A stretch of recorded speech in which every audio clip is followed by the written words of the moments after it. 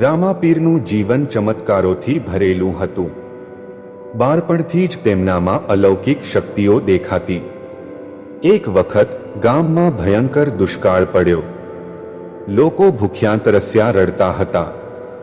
રામાપીર, જે ત્યારે માત્ર 12 વર્ષના હતા, ગામની વચ્ચે ઊભા રહ્યા.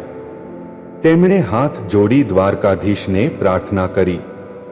અચાનક આકાશમાંથી ઘનઘોર વાદળો ઉમટ્યા અને વરસાદની ધારાઓએ ધરતીને ભીંજવી દીધી. ગામલોકો આશ્ચર્યથી રામાપીરના ચરણોમાં ઝૂકી ગયા. એક દિવસ રામાપીર પોકરણના રણમાં ચાલ્યા જતા હતા. રસ્તામાં એક ગરીબ વૃદ્ધ સ્ત્રી રડતી મળી. તેનું એકમાત્ર પુત્ર અંધ થઈ ગયો હતો.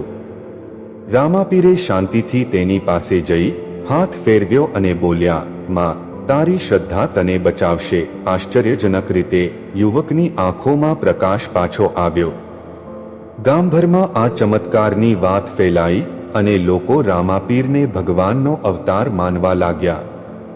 રામાપીરની એક ખાસ વાત એ હતી કે તેઓ ગરીબ અને દલિતોના ઉત્થાન માટે જીવ્યા.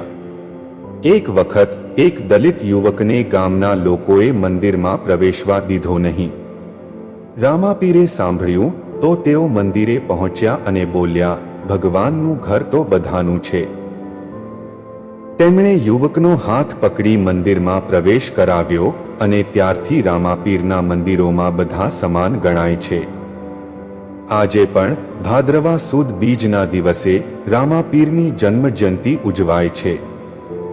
ગુજરાત અને રાજસ્થાનમાં લાખો ભક્તો લીલા નેજા અને લીલા ઘોડા ચઢાવે છે, ભજનો ગાય છે અને રામદેવરા મંદિરમાં શ્રદ્ધા અર્પે છે.